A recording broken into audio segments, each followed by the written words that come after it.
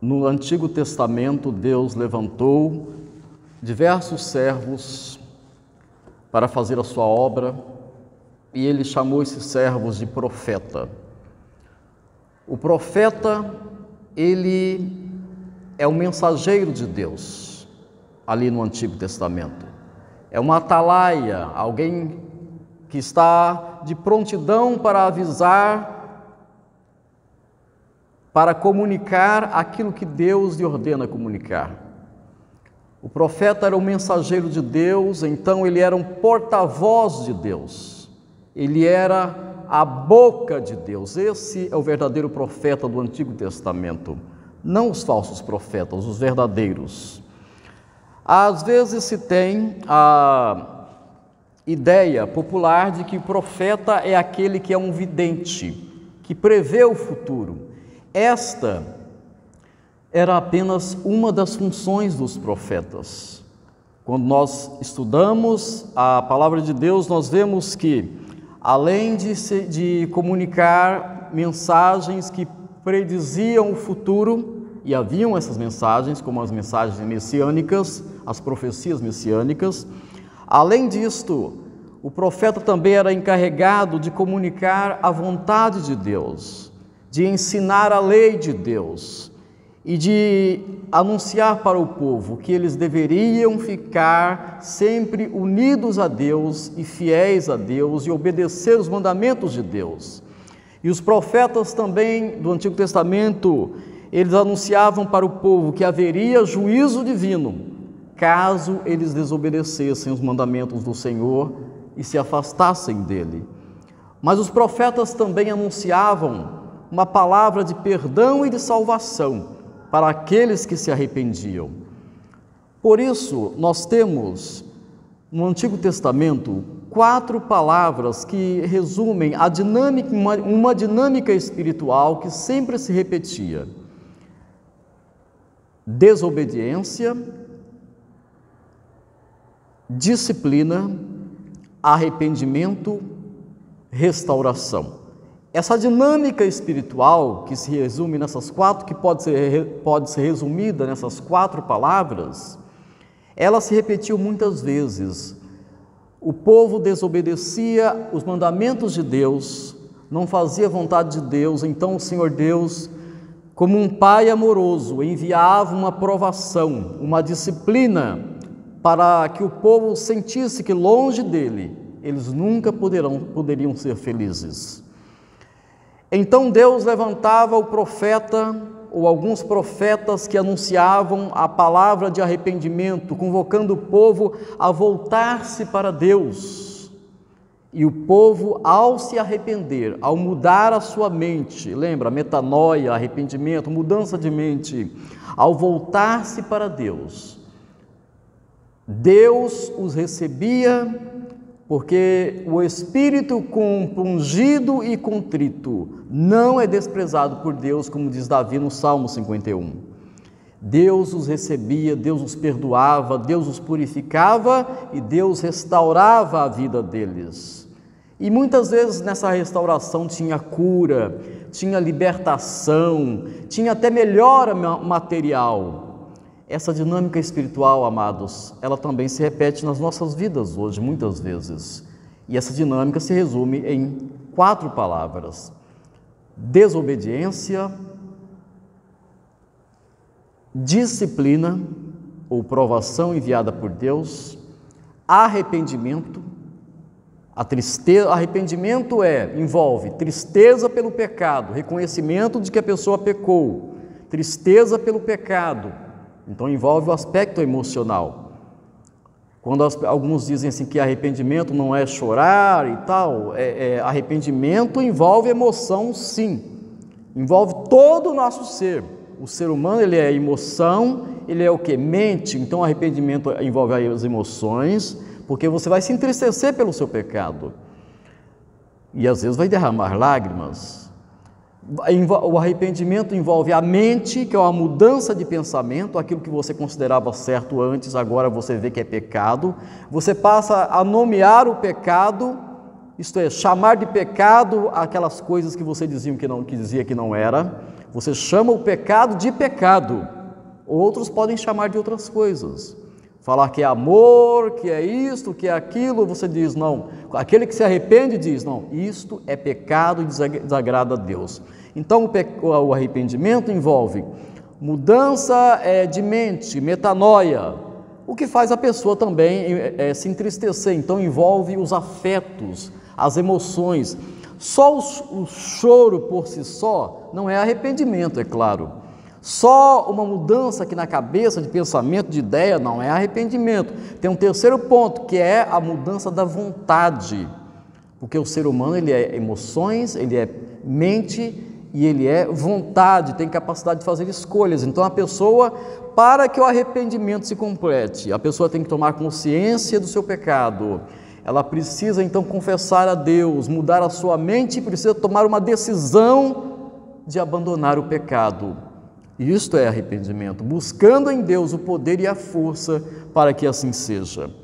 Meus amados, o primeiro ponto da lição trata do contexto histórico e nos mostra que os profetas, eles não anunciavam a mensagem num vazio, não, eles anunciavam numa época específica, num tempo específico, e para pessoas específicas, para o povo de Israel, principalmente, mas também para as nações vizinhas, quando eles encontravam outras pessoas. Por isso na Bíblia fala, às vezes, os homens tementes a Deus, que não eram israelitas, mas que se convertiam ao judaísmo e passavam a obedecer à lei de Deus.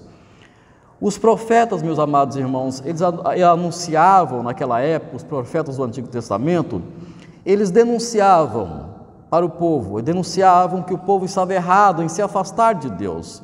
Então eles falavam do afastamento de Deus, falavam contra a injustiça social, contra o afastamento de Deus, contra a injustiça social e contra a idolatria. Ou seja, os profetas, eles consideravam o contexto histórico e social dos seus ouvintes. Até hoje mesmo, a lição até menciona isso, o pregador cristão também tem que considerar o contexto dos seus ouvintes, quem é a pessoa que está ouvindo a mensagem. Karl Barth, um grande pregador, ou melhor, um grande teólogo do século XX, embora haja inconsistências doutrinárias em sua obra, ele diz o seguinte, que é necessário ter a Bíblia numa mão e na outra mão um jornal, ou seja, o pregador precisa estar informado, o profeta, ele era um homem que ele era inspirado por Deus, iluminado por Deus, ele tinha a revelação de Deus, mas ele também tinha a consciência do contexto histórico no qual ele estava. E por isso, não é que ele mudava a mensagem, adaptar no sentido de mudar a mensagem, não, mas ele fazia uma adequação da sua linguagem, do seu discurso, de acordo com a pessoa com quem ele estava falando. Uma pessoa que prega o evangelho para uma criança, não vai falar como se estivesse falando com um adulto. Meus queridos, no Antigo Testamento, a lição nos mostra que os profetas do Antigo Testamento, eles então conheciam a lei de Deus, conheciam o modo de agir e de pensar dos seus compatriotas, das pessoas que conviviam com eles na pátria. Eles conheciam também até as nações circunvizinhas que se relacionavam com Israel, e eles avisavam o povo do que poderia acontecer se desobedecessem às leis de Deus, que haveria consequências. Então, o profeta, ele era um instrumento de Deus, um instrumento de Yahvé, de Jeová, como diz a lição aqui, Yahvé. Yahvé é o Senhor Deus. Às vezes na Bíblia clássica, quando você vê assim o nome Senhor escrito no Antigo Testamento com todas as letras maiúsculas, é porque naquele lugar de Senhor, ali está Yahvé. Por exemplo, aqui eu estou com o livro de Isaías aberto, capítulo 1, versículo 2, aparece a palavra Senhor. Todas as letras estão em maiúsculo. Se for lá no original, vai verificar que ali é Yahvé, ou às vezes se translitera para Jeová. Meus amados, Então, os profetas, eles eram instrumentos de Deus, mas eles não perdiam a consciência, porque os profetas, os espíritos dos profetas estão sujeitos aos profetas, como diz o apóstolo Paulo. Eles não perdiam a consciência, eles eram instrumentos de Deus, usados por Deus, mas eram homens conscientes, eles mantinham a plena consciência. Meus queridos, a lição nos mostra uma visão panorâmica daquela época. Mostra que quando o povo de Israel chegou a Canaã e se fixou ali naquelas terras, eles tiveram contato e observaram um povo chamado cananeu, que era um povo que tinha uma agricultura muito desenvolvida. E então os israelitas começaram até a invejar esse povo por causa da sua agricultura. O problema é que os cananeus adoravam um Deus chamado Baal. E então, amados, muitos israelitas começaram a querer adorar esse Deus, a praticar a idolatria, porque eles viam os ímpios prosperando, e então eles sentiam inveja desses ímpios. Como diz lá no Salmo 73, meus amados, Martin Lloyd-Jones, um pregador do século XX, publicou um livro chamado Por que Prosperam os Ímpios? No Salmo 73, o salmista, amados, ele confessa que ele sentiu inveja. Olha só, versículo 3: pois eu invejava os arrogantes ao ver a prosperidade dos perversos. Mas ele teve essa inveja, ele confessa que sentiu esse pecado da inveja, mas no versículo 17 ele diz que sentiu inveja até que entrei no santuário de Deus e atinei com o fim deles. Quer dizer, ele viu que quando ele entrou no santuário de Deus, ou seja, na presença de Deus, que não é só o templo, ele viu que os ímpios às vezes prosperam. Há ímpios que são riquíssimos, que têm mil coisas, que não passam por provações, às vezes são saudáveis, mas ele viu, o salmista do Salmo 73 viu que o fim deles não é bom, porque eles serão condenados. Então, às vezes, é melhor ser provado, passar por provação, mas continuar fiel a Deus. Meus amados, a lição prossegue nos dando um contexto naqueles dias. Então, quando os israelitas chegaram a Canaã, eles viram esse povo cananeu, enfim, eles se fixaram lá. O primeiro governo de Israel era chamado de juízes. Na época do juiz, Josué, lembra? Josué, Gideão, a juíza Débora. Aí depois teve a época da monarquia, a época do Reino Unido, com 3 reis, Saul, Davi e Salomão, a época do Reino Unido. Na época de Salomão, em especial, a lição nos mostra que houve um grande desenvolvimento, meus amados irmãos, houve um grande desenvolvimento da agricultura, porque eles aprenderam a praticar a agricultura, e não há nada de errado de aprender coisa com as pessoas que não são cristãs. Há um psicólogo que chama até isso de despojando os egípcios. Isto é, você usa aquilo que não é pecado. Então a agricultura é boa, pode ser ateu, não tem importância. Você só não deve pensar como ateu. Pode ser um idólatra, você só não deve se tornar idólatra. Mas usar as coisas, as ferramentas, isso não tem nenhum problema específico. Na época de Salomão, houve um grande desenvolvimento, meus amados irmãos, do comércio, da produção, das construções. Houve um sensível aumento da urbanização. O problema é que o governo ficou muito centralizado e houve um alto custo por causa das construções riquíssimas, suntuosas, luxuosas.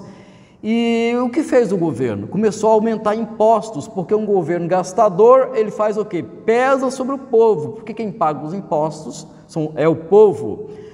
Por isso não agradava o Senhor Deus. Porque Deus não se agrada quando o pobre é oprimido.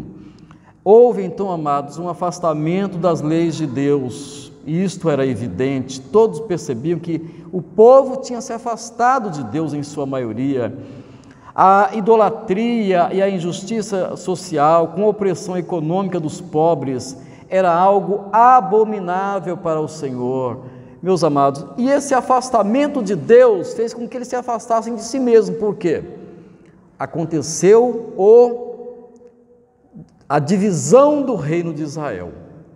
Era um reino unido na época de Saul, Davi e Salomão, mas após a morte de Salomão, o reino se dividiu em reino do norte, continuou sendo chamado de reino de Israel, e tinha por capital Samaria, e tinha poucas tribos, cerca de 2 tribos, menos tribos, e o reino do sul, que ficou sendo chamado de reino de Judá, e tinha por capital Jerusalém, e que tinha uma quantidade maior de tribos. Alguns dizem que eram as 10 tribos ficaram no reino do sul. Meus amados, nessa época nós vimos na lição passada que levantou-se muitos profetas. O problema é que todos esses pecados, idolatria, opressão dos pobres, desobediência à lei de Deus, fez com que os cultos se tornassem, a adoração a Deus se tornasse formal e vazia, que os cultos se tornassem formais e vazios, e os profetas tiveram que lutar contra isso.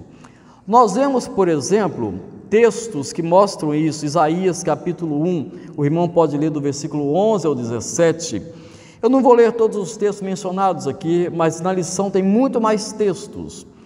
Em Isaías capítulo 1, por exemplo, no versículo 11, o Senhor Deus pergunta: de que me serve a mim a multidão de vossos sacrifícios? Porque eles faziam sacrifício de animais naquela época, de cordeiros, de bezerros, enfim, de cabritos, que esses sacrifícios, o sacrifício dos cordeiros, daquele cordeiro, representava Cristo, era um tipo de Cristo, do cordeiro perfeito que haveria de vir.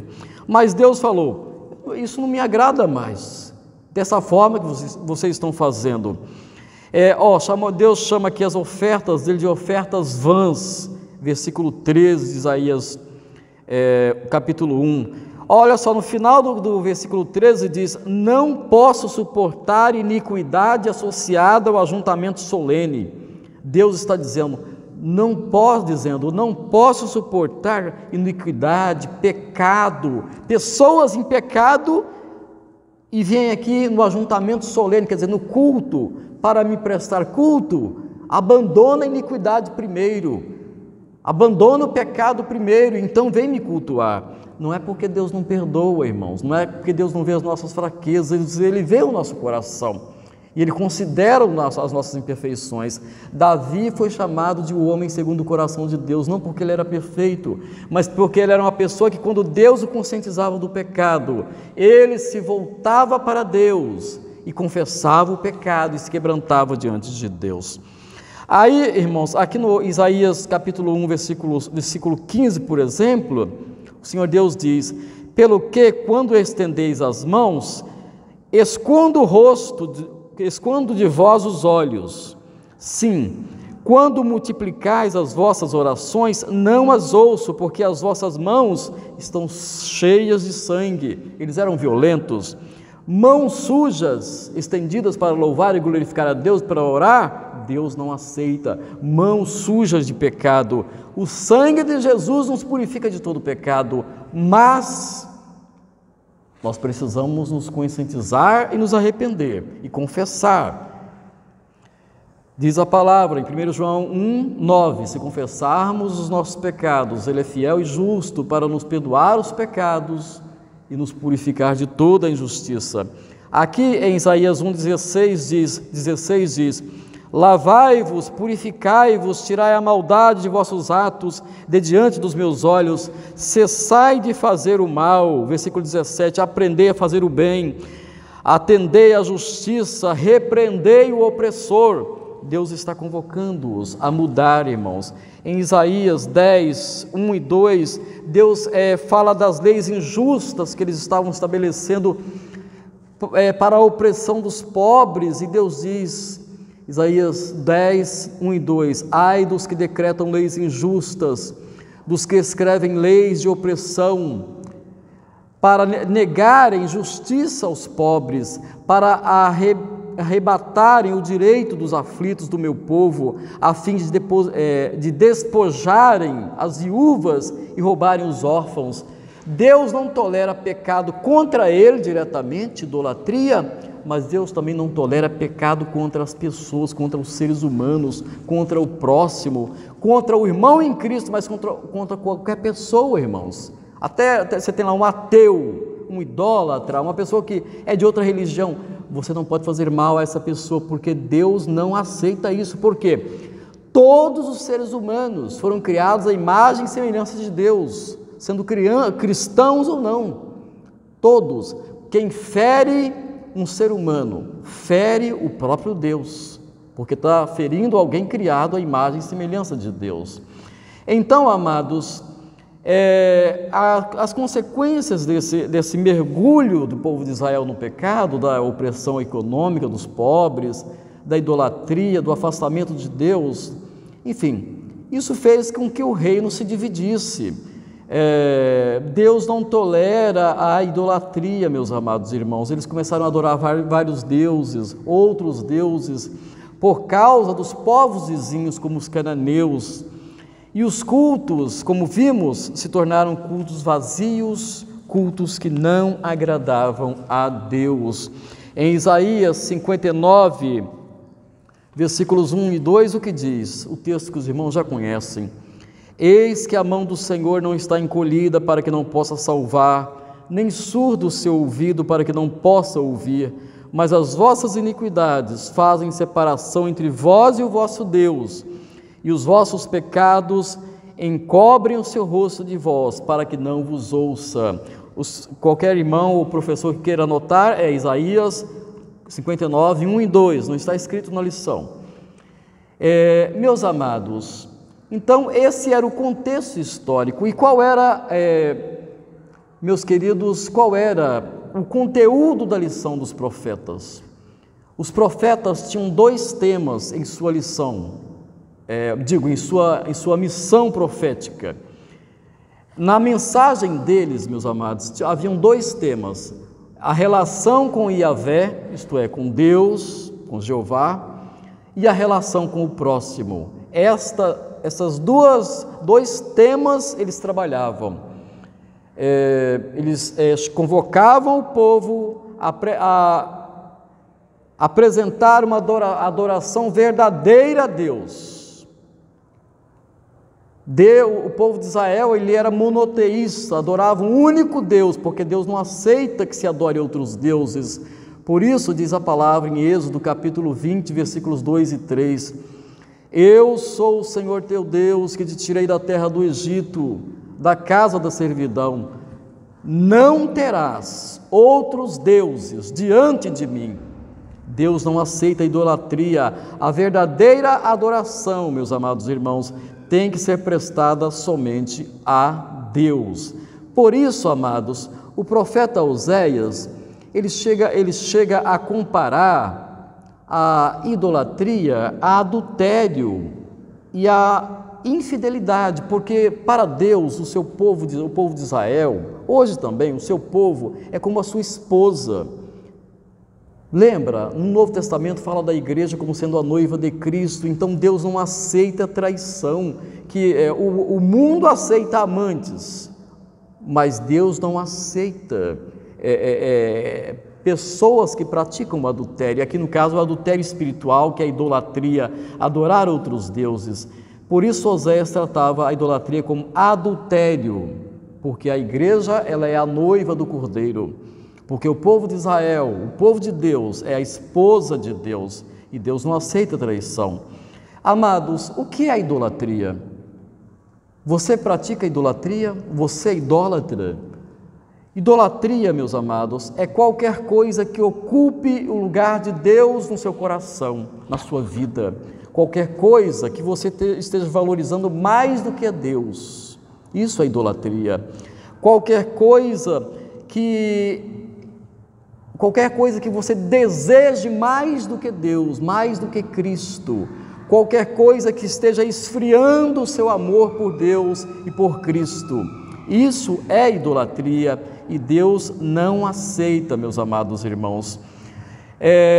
E os profetas, então os profetas tinham esses dois temas, o da adoração a Deus, a adoração verdadeira, e também o da injustiça. Os profetas pregavam contra a injustiça social e a opressão dos pobres. Nós temos aqui alguns textos que podemos ler para que possamos então concluir a nossa lição. Por exemplo, Isaías capítulo 2, ali fala versículos capítulo 2, 6 a 12, mas só vou mencionar, fala de ídolos, e aqui diz que não deve ter idolatria, que tinha corrupção naquela época lá no Oriente. Deus não aceita a idolatria, e aqui tem uma afirmação do Senhor Deus que diz: só o Senhor será exaltado naquele dia. Meus amados, Jeremias 2,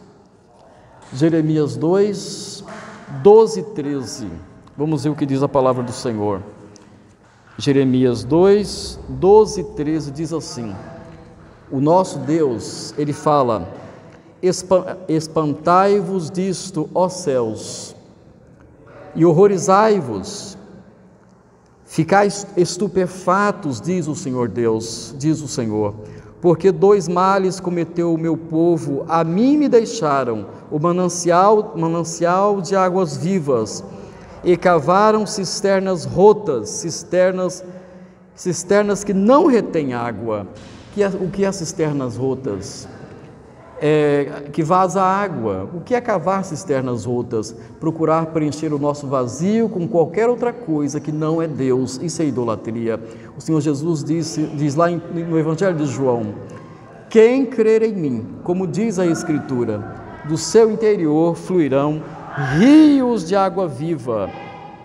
Meus amados, o profeta Oséias, por exemplo, ele fala aqui em Oséias 2, versículo 13, que o povo andava atrás de outros deuses, de Balaíns, que é uma outra expressão para falar de Baal, e fala que, e andou atrás de seus amantes. Ele trata os ídolos como amantes o Senhor Deus trata, mas de mim, diz o Senhor Deus, se esqueceu de Deus por causa das coisas do mundo. Você tem se esquecido de Deus por causa das coisas do mundo, do dinheiro, da realização, de objetos, do sexo? Você tem adorado falsos deuses?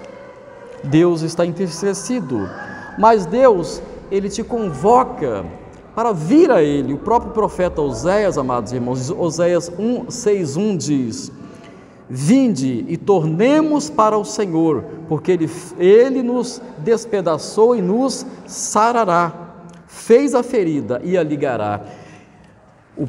Se os profetas anunciavam o juízo divino para aqueles que abandonavam a Deus, eles anunciavam também a restauração para quem se arrependia dos seus pecados e se voltava para Deus. Por isso, aqui em Isaías, meus amados irmãos, Isaías capítulo 1, versículo 18, tem o convite da graça,